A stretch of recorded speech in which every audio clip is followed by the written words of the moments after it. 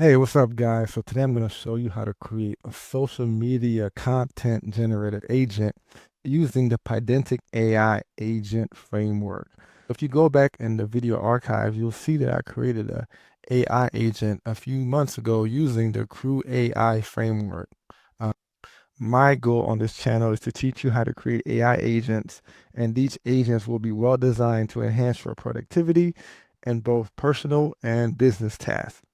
Overall, I'll be creating new agents, enhancing previously created ones, and reviewing and testing tools and agents that I find online. So let's get started. First, I'm going to show you how this tool works, and then I'll go over the Pydantic AI agent framework. Let me go ahead and get a URL from my website. For example, this URL here. I'm going to add this URL into the URL placeholder. I'm going to keep the target audience general. I'm going to keep the tone informative and engaging. I'll make sure that I keep all these four. These are the max characters that each of these platforms take. I'm going to click on the generate post button. This process usually takes about a minute or two. It depends on the content and things like that. And I will come back and show you the results and we'll go from there. Now, as you can see on the back end, the AI agent is running, and as you can see, the process is being traced through LogFire, which is Pydantic AI's native tracing tool. If I click on this link here, it'll take me to the page where the trace is happening. You can see what's happening on the back end, tracking everything from getting the URL, getting the content from the URL, and then generating the content for each platform. You can see that here. The content has been generated for the Twitter posts that it generated. The character length has exceeded the 280 character limit, and you can see the character count here. I'll have to probably go back and tweak that. Then I can go to the LinkedIn tab, and you can see the LinkedIn post here. The Facebook post is here, and the Instagram post is here. Keep in mind, this is not the amount of characters I'm telling the AI to write, but this is the amount of characters that platform takes. I'll show you why I have that there. The output is also saved to this file here. So let's go ahead and find this file. You can see that the post is also saved in this markdown file. I can take the content and post it right into my social media page. In a future enhancement, I'll include image generation as well. So we'll generate an image with the content, so we can post the image and the content on our social media platform.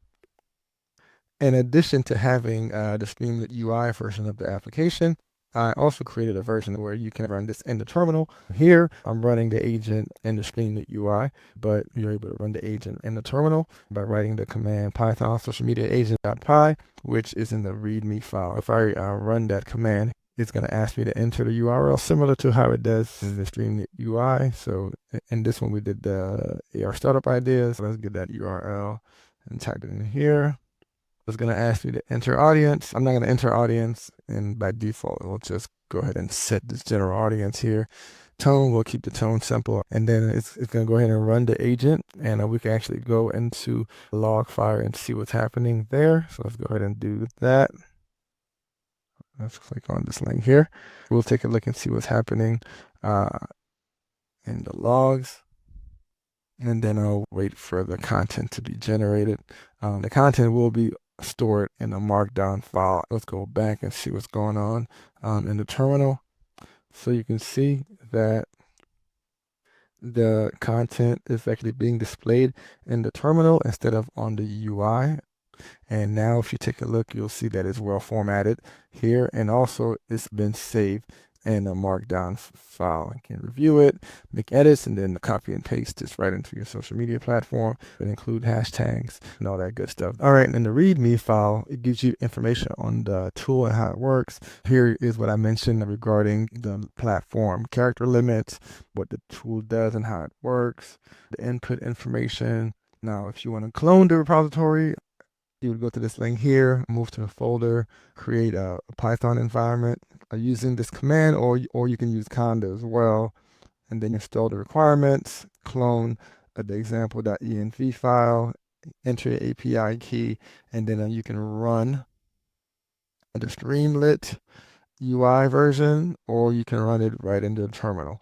All right, so let me go ahead and now go right into the actual code itself. First, let's go into the Streamlit app.py file. This is what I use to create this beautiful UI interface that you see here. It's very easy to use and very easy to create UI, so you don't have to use React or any other front-end framework. You can use this right with Python, and it's an easy way to test out ideas, create MVPs, things like that. I use that to create this beautiful UI here. You can go through this code, see how I set it up. I added comments so you can understand what's happening. If you have any questions regarding the UI, please leave a comment below. The next thing is we'll go into the social media agent.py file. Actually, first let's go into the requirements.txt file. Not many packages or libraries. Let's take a look at the Pydantic documentation, which I'm liking. I've used LangChain in the past. I've used AI. I've been creating agents for years. I started creating agents before all these agent frameworks were created, because technically you don't really need an agent framework to create an AI agent.